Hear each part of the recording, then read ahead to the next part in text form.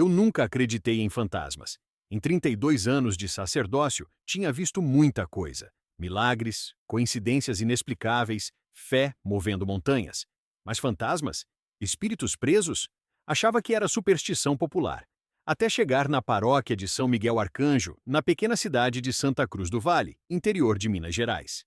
Meu nome é Padre Antônio, tenho 58 anos. E essa é a história mais aterrorizante, mais perturbadora, mais real que já vivi. A história de um padre que morreu, mas nunca foi embora. E dos crimes horríveis que ele cometeu enquanto todos o achavam santo. Mas antes de continuar, confira se você já está inscrito no canal e escreva nos comentários de onde você está assistindo este vídeo. Era março de 2018 quando recebi a transferência. O bispo me chamou pessoalmente. Padre Antônio, preciso que assuma a paróquia de Santa Cruz do Vale. O padre Eduardo faleceu há 3 semanas. A comunidade está precisando de alguém experiente. Padre Eduardo? Como ele morreu? Infarto, aos 52 anos. Foi repentino. Encontraram ele caído no altar de madrugada. Parece que estava fazendo vigília. Triste? Ele era bom padre? O bispo hesitou. Só um segundo. Mas hesitou. Era dedicado. A comunidade gostava dele.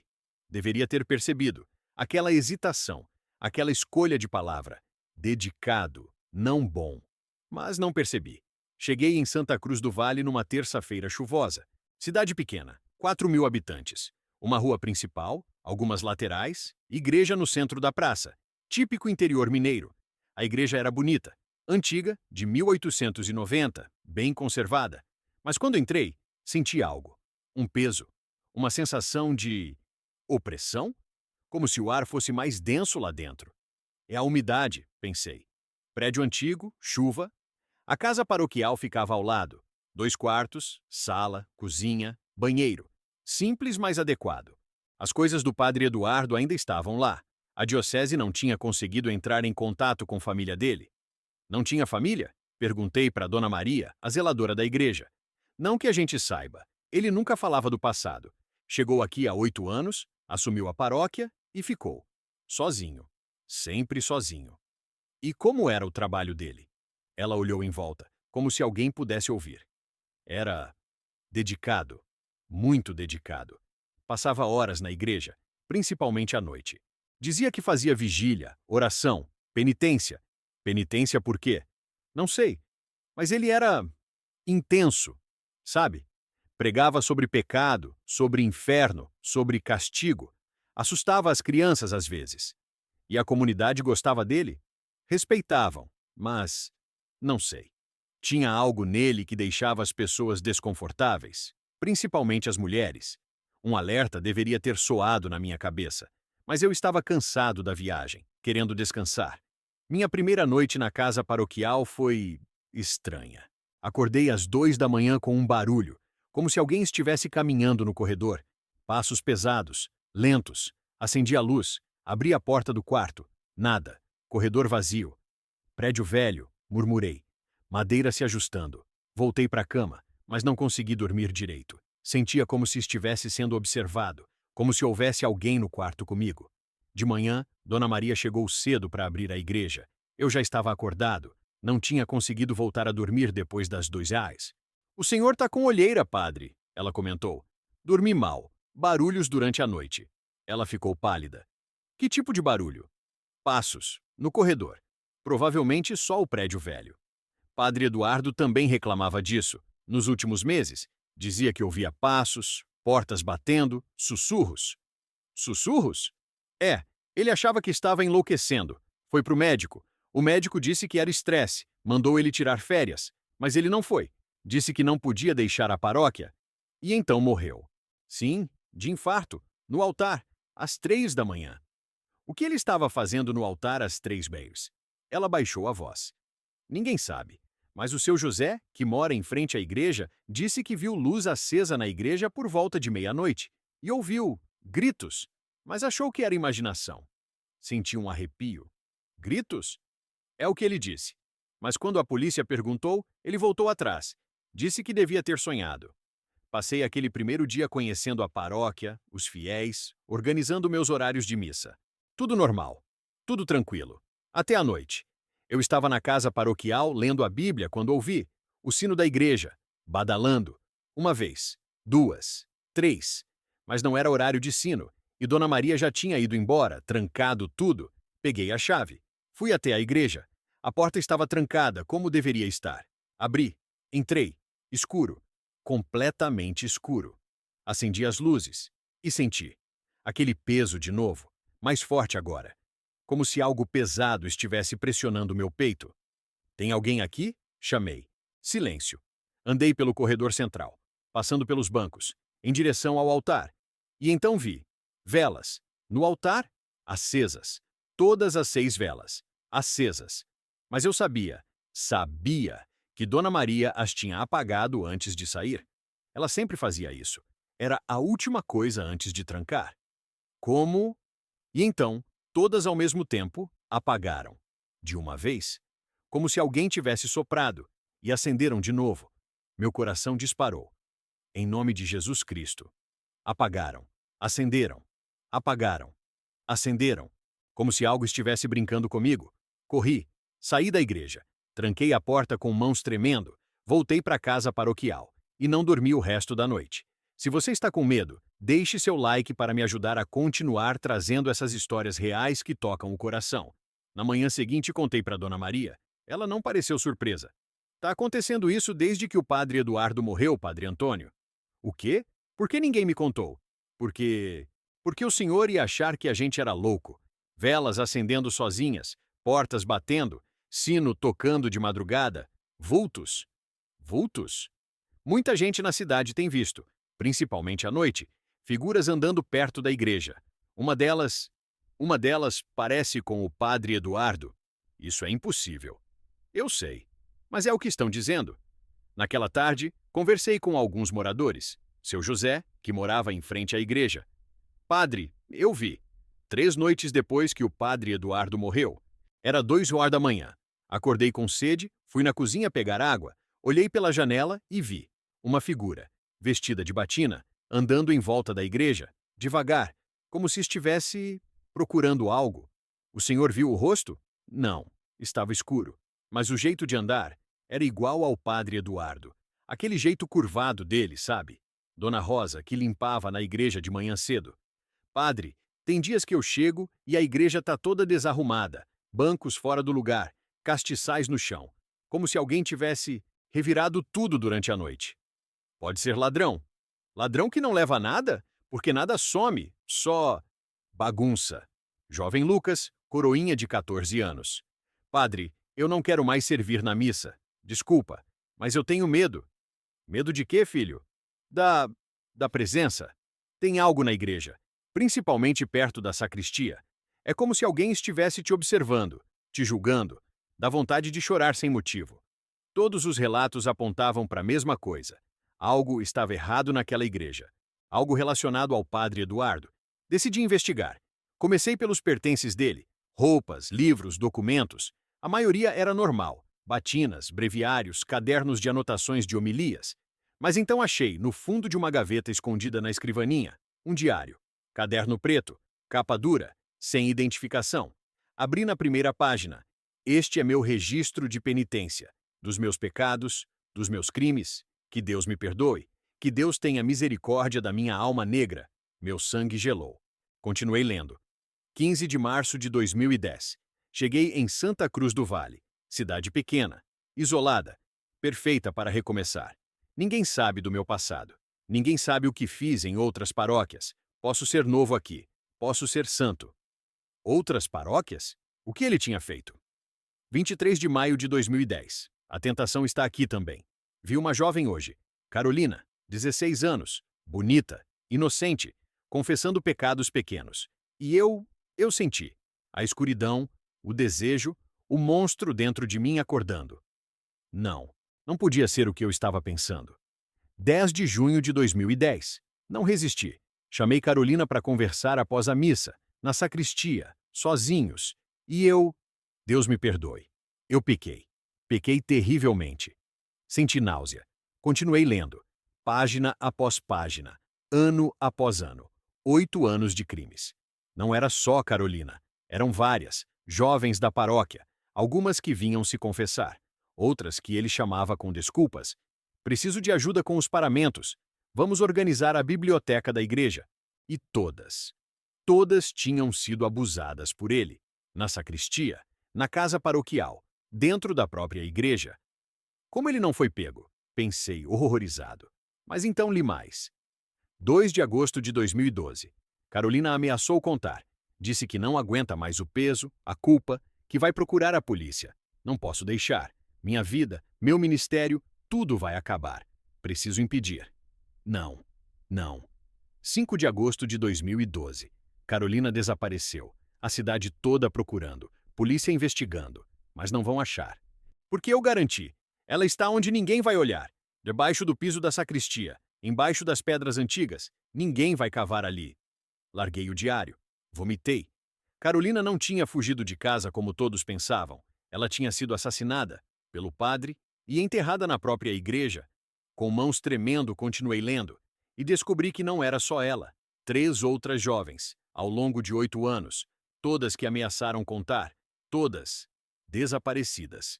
Todas enterradas em lugares diferentes dentro da igreja, debaixo do piso da sacristia, atrás da parede do confessionário, no porão antigo que ninguém usa, na base do altar. 4 corpos, enterrados dentro da igreja, e ninguém sabia. Me conta nos comentários. Você já desconfiou de alguém que todos achavam ser bom? Liguei para o bispo imediatamente. Excelência, encontrei algo terrível. Contei tudo. O diário, as confissões, os corpos, silêncio do outro lado. Depois, meu Deus do céu. Precisamos chamar a polícia. Agora. Sim, vou ligar pessoalmente para o delegado. Padre Antônio, saia dessa igreja. Agora. Vá para a casa de algum paroquiano. Não fique sozinho. Por quê? Porque se o que você encontrou é verdade, se há realmente corpos ali, então a igreja está profanada, está cheia de dor, de sofrimento, de algo que não deveria estar lá. A polícia chegou em 2 horas. Delegado, peritos, equipe de escavação. Fecharam a igreja, isolaram a área e começaram a cavar. Primeiro lugar, piso da sacristia, 10 centímetros, 20, 50, e acharam ossos, envolvidos em tecido preto, identificação nos restos de roupa. Carolina Mendes, 16 anos, desaparecida em agosto de 2012. A cidade entrou em choque. Como Carolina estava ali o tempo todo, como ninguém percebeu. Mas não parou ali. Continuaram cavando, nos outros lugares que o diário mencionava, atrás da parede do confessionário, Júlia Santos, 18 anos, 2014. No porão, Amanda Silva, 17 anos, 2016. Na base do altar, Mariana Costa, 19 anos, 2018. Mariana tinha desaparecido apenas 1 mês antes da morte do padre Eduardo. 1 mês. A cidade explodiu, família chorando, raiva, dor, revolta. Aquele monstro. Como ele pode? Ele era padre. Como Deus permitiu isso? E eu? Eu não tinha resposta, não tinha como explicar. Como um homem de Deus, ou o que deveria ser, podia fazer aquilo. Mas então as coisas ficaram piores. Naquela noite, a noite que encontraram os 4 corpos, a atividade paranormal aumentou. Eu estava hospedado na casa de seu José, mas por volta de meia-noite ele me acordou. Padre, vem ver. Corri para a janela e vi a igreja, toda iluminada, mas não com luz elétrica, com uma luz esverdeada, pulsante, e vultos, não um, vários, circundando a igreja, 5 figuras, 4 pequenas, uma maior. São elas, seu José sussurrou. As meninas, e ele. Como você sabe? Porque tô vendo. Olha, as 4 meninas parecem assustadas, correndo, e a figura maior está perseguindo elas. Era impossível, mas estava acontecendo, na frente dos meus olhos. A cena se repetia, as 4 figuras pequenas correndo, a grande perseguindo, pegando uma, a figura pequena sumindo, depois reaparecendo, e o ciclo recomeçando. É como se estivesse se repetindo, seu José disse. Como se fosse um loop, preso no tempo. Ele está revivendo os crimes, murmurei. E elas estão presas, revivendo suas mortes. A cena continuou por 15 minutos. Depois, as luzes apagaram, os vultos sumiram, e a igreja ficou escura de novo. Mas eu sabia que não tinha acabado. Na manhã seguinte, chamei o bispo. Precisamos fazer um exorcismo, ou uma bênção especial, ou algo. A igreja está habitada. Eu sei. Recebi ligações de vários moradores. Todos viram as luzes, os vultos. Padre Antônio, vou enviar o Padre Miguel. Ele é especialista em libertação espiritual. Enquanto isso, não entre na igreja, por nada. Mas eu precisava entrar, porque naquela tarde, Dona Maria me ligou desesperada. Padre, tem algo na igreja. Barulhos, gritos. A polícia já foi embora, mas os barulhos continuam. Dona Maria, saia de lá. Não posso. Trancaram a igreja, mas esqueceram de me dar a chave. Tô presa aqui fora e tem algo dentro tentando sair. Corri para a igreja. Quando cheguei, Dona Maria estava pálida, encostada no portão. Padre, olha! A porta da igreja, trancada, com fita de isolamento, mas estava tremendo, como se algo do outro lado estivesse empurrando, batendo. E então ouvi uma voz, abafada, vindo de dentro. Deixem-me sair! Era grave, gutural, não parecia humana. É ele, Dona Maria sussurrou. É o Padre Eduardo, ele tá preso lá e tá com raiva. Precisamos abrir, eu disse. Tá louco? Tem algo demoníaco lá dentro. Não é demoníaco, é um espírito preso, preso pela própria culpa, pelos próprios crimes. E enquanto ele estiver ali, as meninas também vão estar, presas no ciclo. Peguei a chave reserva que estava na casa paroquial. Voltei, respirei fundo e abri a porta. O cheiro me atingiu primeiro, podre, como carne em decomposição. Mas não havia nada morto ali. Os corpos tinham sido removidos pela polícia. Entrei. Dona Maria ficou do lado de fora, rezando.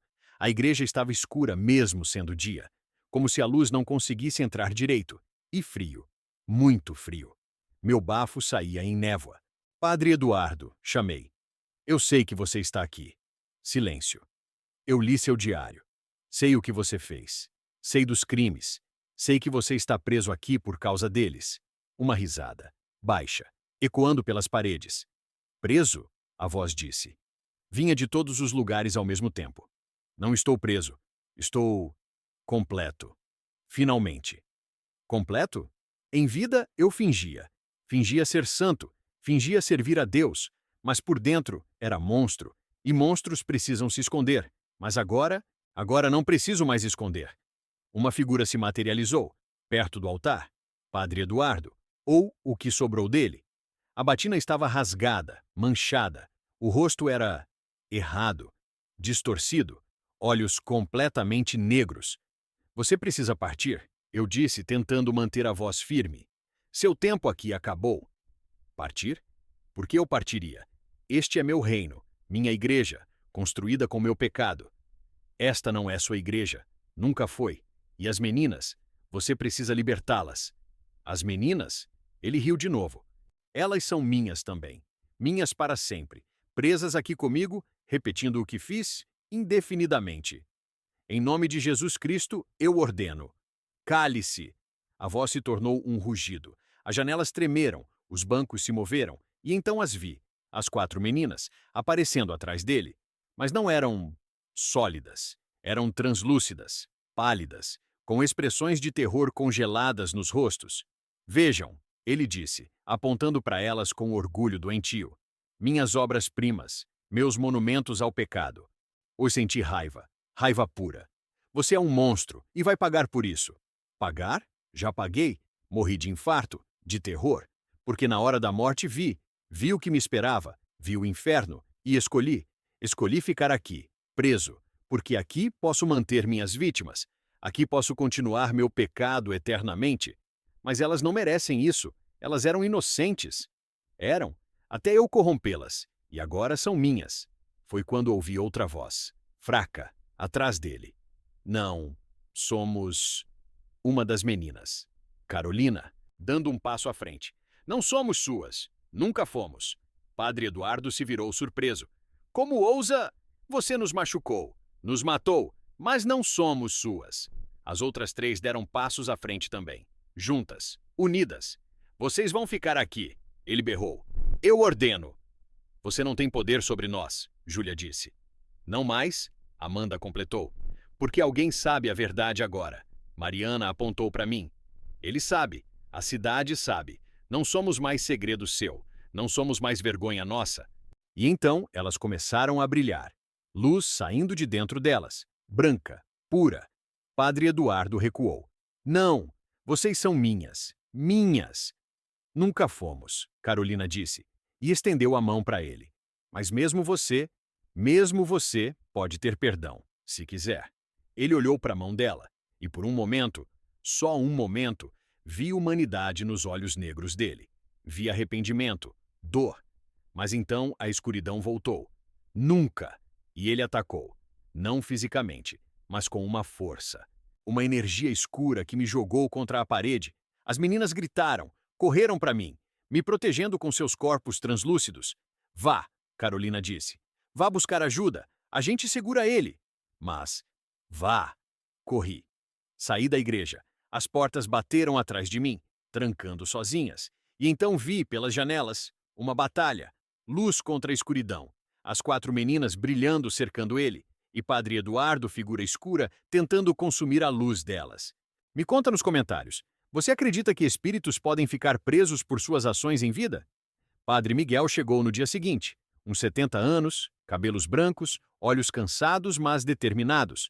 Trouxe uma equipe, 3 outros padres, todos treinados em exorcismo e libertação espiritual. Padre Antônio, me conte tudo. Contei. O diário, os corpos, o espírito do Padre Eduardo, as meninas presas. Ele ouviu em silêncio. Quando terminei, suspirou. É pior do que imaginei. Não é só um espírito preso. É uma profanação completa. A igreja foi transformada em tumba, em prisão, em monumento ao pecado. Pode ser purificada? Pode. Mas vai ser difícil. Ele escolheu ficar. E quando um espírito escolhe, tem força. Força alimentada pela própria escuridão. E as meninas? Elas são a chave. Se conseguirmos libertá-las, ele perde o poder. Porque ele se alimenta da dor delas, da prisão delas. Preparamos o ritual para aquela noite. Lua nova, quando a escuridão é máxima, mas também quando a luz espiritual é mais forte. Às 22 horas, entramos na igreja. Os 5 padres, cada um com objetos sagrados, crucifixos, água benta, óleo consagrado, relíquias de santos.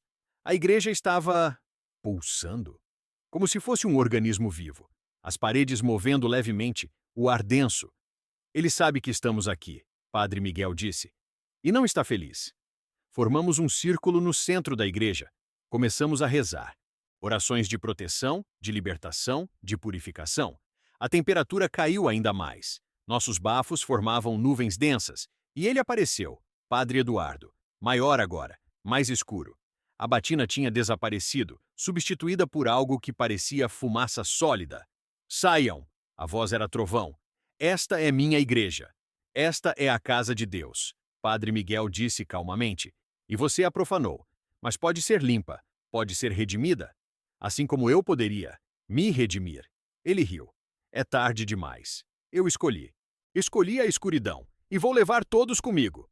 As portas bateram. As janelas explodiram. Cacos de vidro chovendo. Mas continuamos rezando. Mais alto, mais forte. As meninas apareceram. Ainda translúcidas, ainda presas. Carolina, Júlia, Amanda, Mariana, Padre Miguel chamou. Vocês não precisam ficar. Vocês podem partir. Não podem, Padre Eduardo rosnou. Elas são minhas. Não somos, Carolina gritou de volta. E pela primeira vez, ela parecia sólida, real, cheia de vida mesmo estando morta. Você não tem poder sobre nós. Júlia se juntou a ela. As 4 começaram a andar em direção a ele, não com medo, mas com determinação. Você nos machucou, Amanda disse. Nos matou, nos enterrou como lixo. Mas não conseguiu enterrar nossa voz, Mariana completou, porque agora todos sabem o que você é. Padre Eduardo recuou. Não, parem, eu ordeno. Você não ordena nada, Carolina disse, e tocou ele. Luz explodiu daquele toque. Padre Eduardo gritou. Não um grito humano, algo mais profundo, mais antigo, como se 1000 vozes gritassem juntas. As outras 3 meninas tocaram ele também. Cada toque, uma explosão de luz. E ele começou a se desfazer. A escuridão evaporando. E por baixo era só um homem. Pequeno, assustado, velho. Por favor, ele implorou. A voz era humana agora, fraca. Por favor, eu não queria. Mas você fez, Carolina disse, não com raiva, mas com tristeza. E agora precisa pagar. Mas vocês podem me perdoar? As quatro se olharam, tiveram uma conversa silenciosa, e então se viraram para ele. Podemos, Carolina disse, mas isso não apaga o que você fez, não traz nossas vidas de volta. Eu sei, eu sinto muito. Tanto. Não é para nós que você precisa pedir desculpas. Carolina apontou para cima. É para ele. E então a igreja foi inundada com luz, não das meninas, de cima, do teto, como se o próprio céu tivesse se aberto. E naquela luz, vi figuras. Anjos? Não sei. Mas eram belas, pacíficas. Elas estenderam as mãos para as meninas. Venham, seu sofrimento acabou. As quatro olharam para nós. Para mim. Obrigada, disseram em uníssono, por nos encontrar, por contar nossa história, por nos libertar. E subiram, na luz, suas formas se tornando mais sólidas, mais vivas, conforme subiam, até desaparecerem completamente.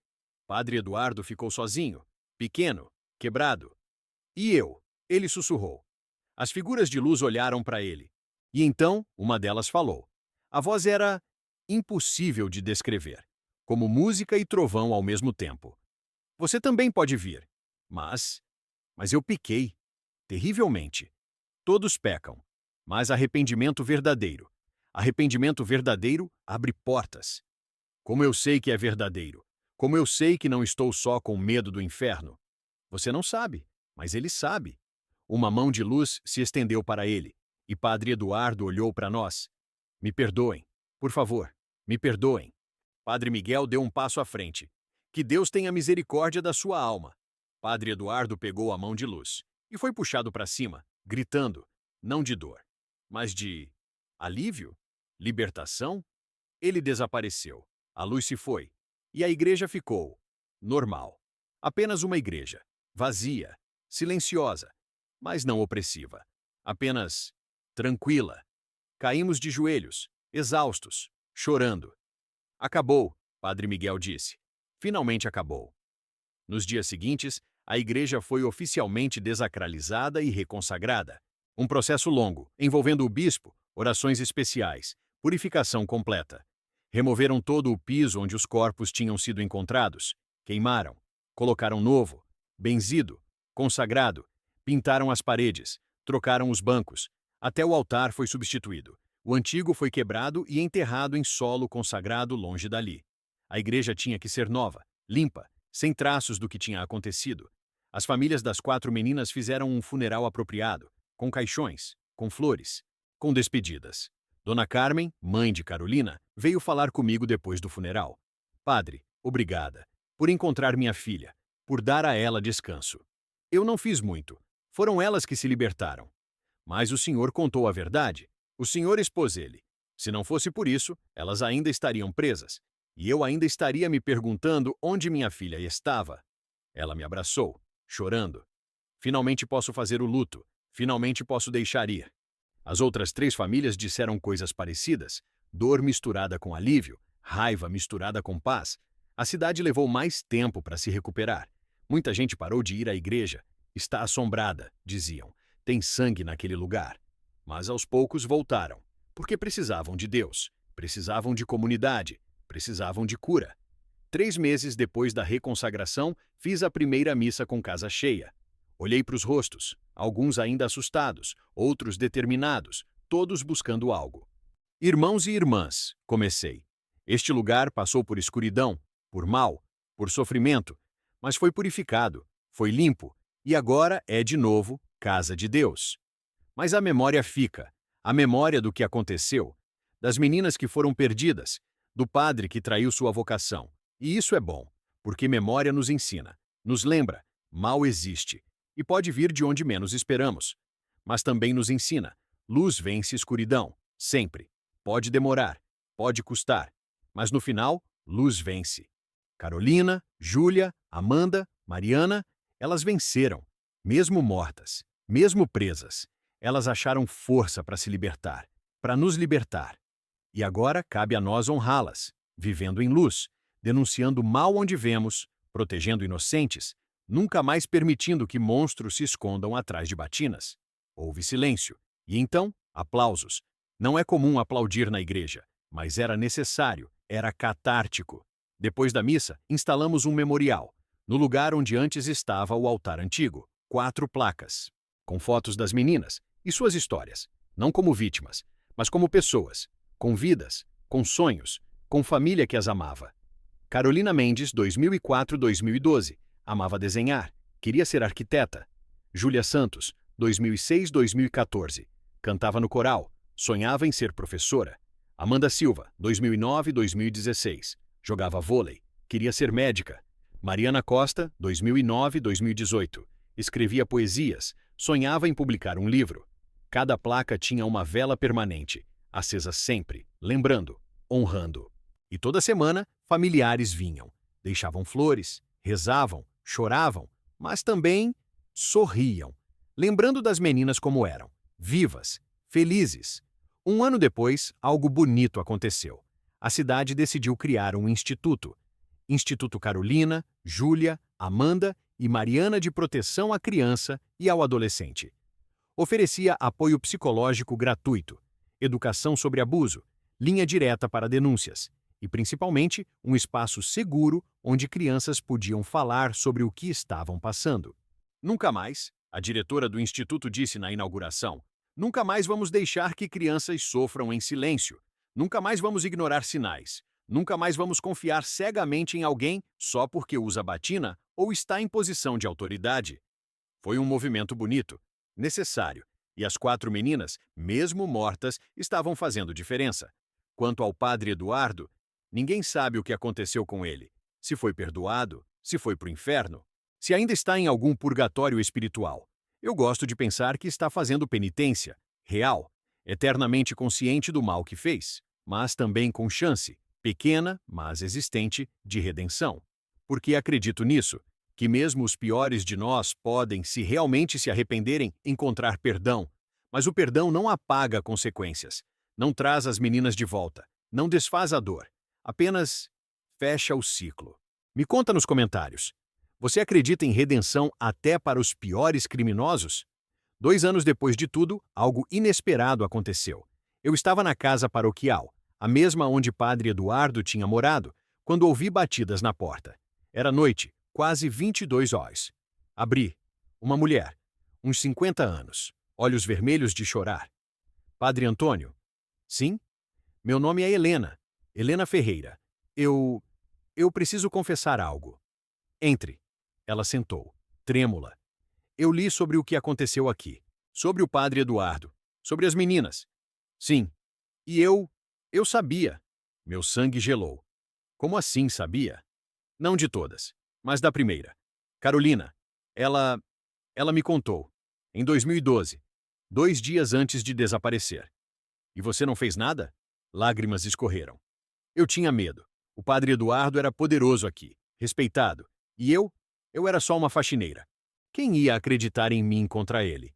Você podia ter ido na polícia. Eu sei, eu sei! E me odeio por isso todo santo dia. Porque se eu tivesse falado, se eu tivesse tido coragem, ela estaria viva. As outras estariam vivas. Ela desabou em soluços. E eu não sabia o que fazer. Estava com raiva, mas também com pena. Por que você está me contando isso agora? Porque não aguento mais. Vivo com essa culpa há 10 anos. Não durmo, não como direito. Vejo Carolina nos meus sonhos, me implorando para ajudar. E eu falhei com ela. Sim, você falhou. Eu sei. Mas ficar se torturando não traz ela de volta. Então o que eu faço? Você vive. Vive fazendo diferente. O instituto, você pode trabalhar lá. Pode garantir que nenhuma outra Carolina seja ignorada. Pode ser a voz que você não foi. Eu posso? Pode. Mas primeiro, precisa se perdoar. Porque Carolina já perdoou. Como o senhor sabe? Porque eu vi ela, no final, quando estava sendo liberta. E ela não tinha raiva, tinha tristeza. Mas não raiva. Ela entendeu. Entendeu que medo paralisa, que mal vence quando bons ficam quietos. Helena chorou mais ainda. Mas era choro diferente. de libertação. Obrigada. Obrigada por não me odiar. Eu não posso te odiar. Só Deus julga. Meu trabalho é ajudar na cura. Ela começou a trabalhar no instituto e se tornou uma das defensoras mais ferozes, porque sabia o que acontecia quando ficávamos em silêncio. Mas essa não foi a única confissão. Nos meses seguintes, outras pessoas vieram. Um homem que tinha visto o padre Eduardo com Júlia em situação estranha, mas não questionou. Uma mulher que tinha ouvido Amanda chorando na sacristia, mas achou que era problema de família. Um adolescente que tinha visto Mariana sendo levada para o porão, mas teve medo de perguntar. Todos carregando culpa, todos precisando perdão, e todos no final se comprometendo: nunca mais. Nunca mais vamos ignorar. Nunca mais vamos ter medo de questionar a autoridade. Nunca mais vamos deixar crianças sofrerem. A cidade mudou. Fundamentalmente, o trauma tinha sido terrível, mas o crescimento que veio depois foi real. Hoje, Santa Cruz do Vale é referência em proteção infantil. Outras cidades vêm estudar o modelo, ver como uma comunidade pode se erguer de tragédia. E a igreja, a paróquia de São Miguel Arcanjo, é vibrante de novo, cheia de vida, cheia de luz. Não porque esquecemos o que aconteceu, mas porque lembramos e usamos essa memória para fazer melhor. As velas das 4 meninas ainda queimam, sempre. E todo ano, no aniversário de suas mortes, agora chamados de dias de memória, fazemos missa especial. Celebramos suas vidas, não suas mortes. Lembramos seus sonhos, não seus pesadelos. E juramos todo ano: vocês não morreram em vão, seus nomes vivem, seu legado vive. E nenhuma criança mais sofrerá em silêncio. É o mínimo que podemos fazer. 5 anos depois, na semana do Dia de Finados, algo especial aconteceu. Eu estava sozinho na igreja, tarde da noite, preparando a missa do dia seguinte. E senti, não algo ruim, mas uma presença. Virei e vi 4 figuras, translúcidas, mas diferentes de como eram quando presas. Agora estavam pacíficas, sorrindo. Carolina, ela acenou. Oi, Padre Antônio. Vocês voltaram? Só por um momento. Dia de finados, o véu fica fino. Podemos visitar. Estão bem? Estamos ótimas, Júlia disse. Livres, felizes. Onde deveríamos estar? E vieram me visitar? Viemos agradecer, Amanda disse, e mostrar algo. Mariana apontou para a igreja. Olha o que vocês construíram. O instituto, o memorial, a comunidade, tudo isso veio da nossa dor, mas também da coragem de vocês.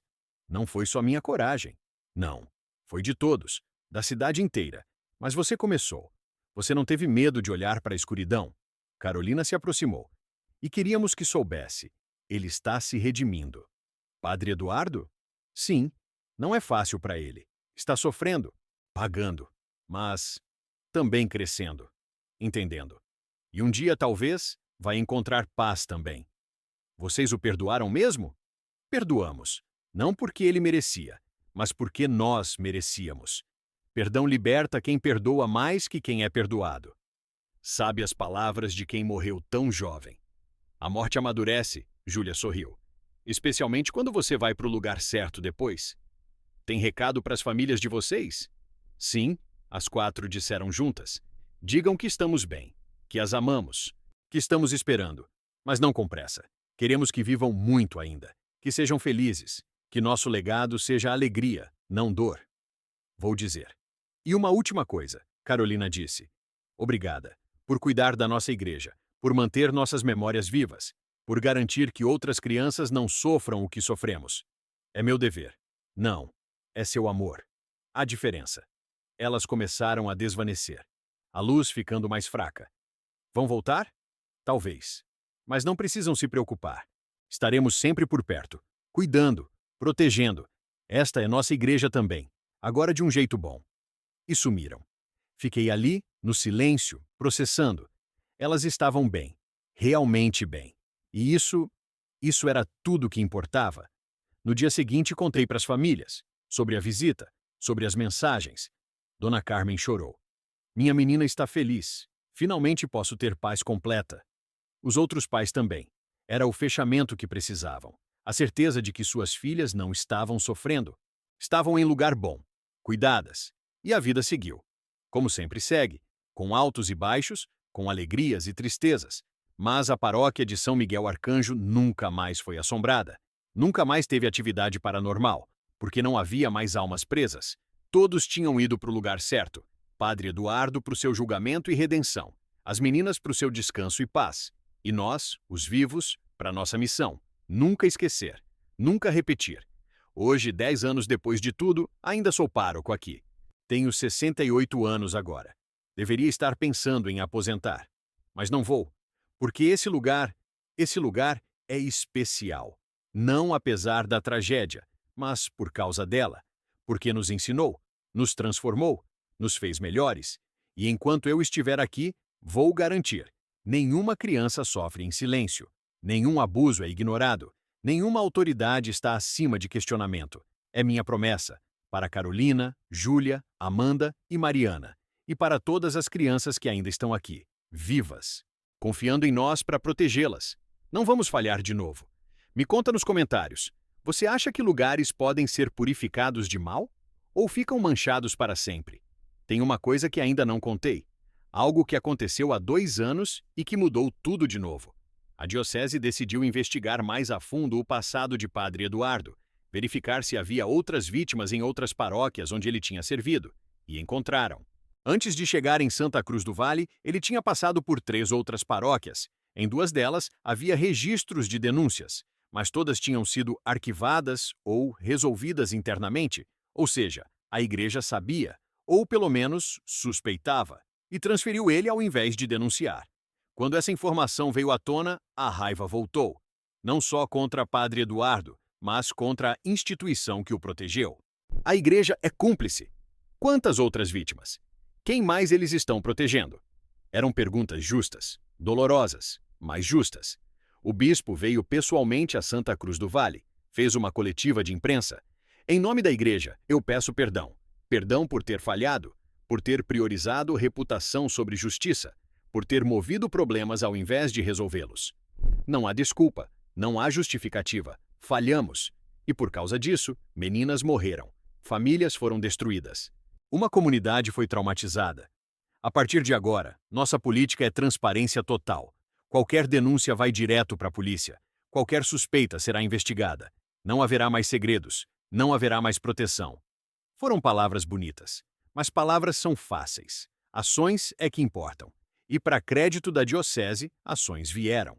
Criaram um departamento de proteção infantil, com pessoas leigas, não apenas padres, investigando denúncias, com linha direta para a polícia, com protocolo rígido.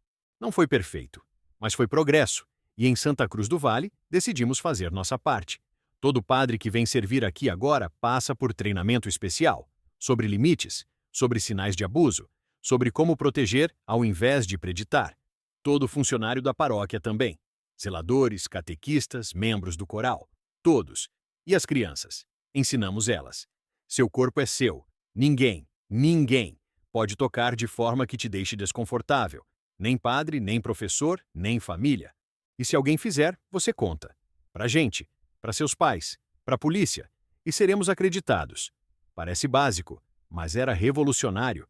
Porque por gerações, crianças foram ensinadas a sempre obedecer à autoridade, a nunca questionar, a guardar segredos, não mais. Questione tudo, não guarde segredos ruins, conte sempre. Esse é o mantra agora, e está funcionando. Não tivemos nenhum caso de abuso desde então, porque os predadores sabem, aqui não é lugar seguro para eles. Aqui, crianças falam, e adultos escutam. Um exemplo. Ano passado, uma menina de 9 anos veio me contar que um tio tinha tocado ela de forma estranha. 10 anos atrás, talvez ela ficasse quieta, com vergonha, com medo.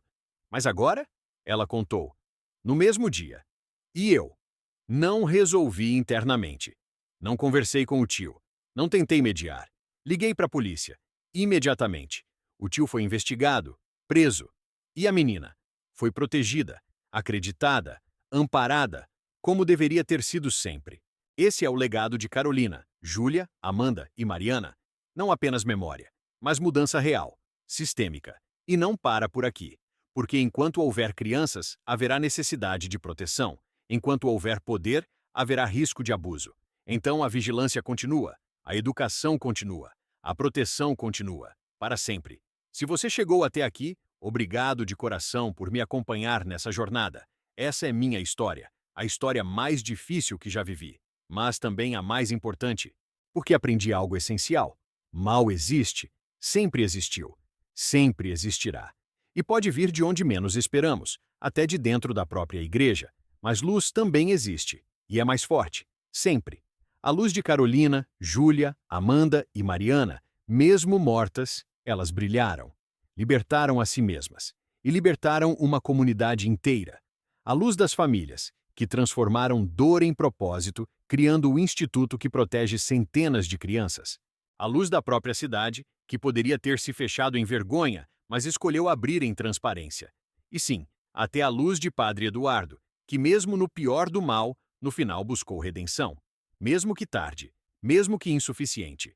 Hoje, quando olho para a paróquia de São Miguel Arcanjo, não vejo mais lugar assombrado. Vejo lugar de cura. Vejo memorial vivo. Vejo promessa cumprida. As velas das 4 meninas queimam, sempre, lembrando, honrando. E ao redor delas, crianças brincam, riem, vivem.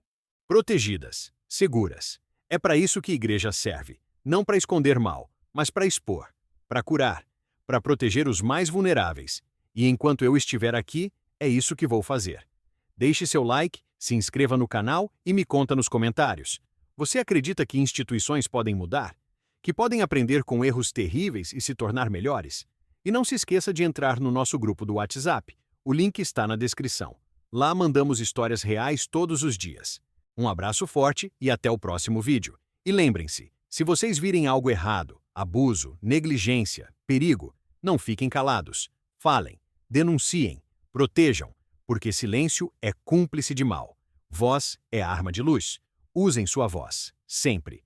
Pelas Carolinas, Júlias, Amandas e Marianas do mundo. Pelas que perdemos e pelas que ainda podemos salvar. Amém.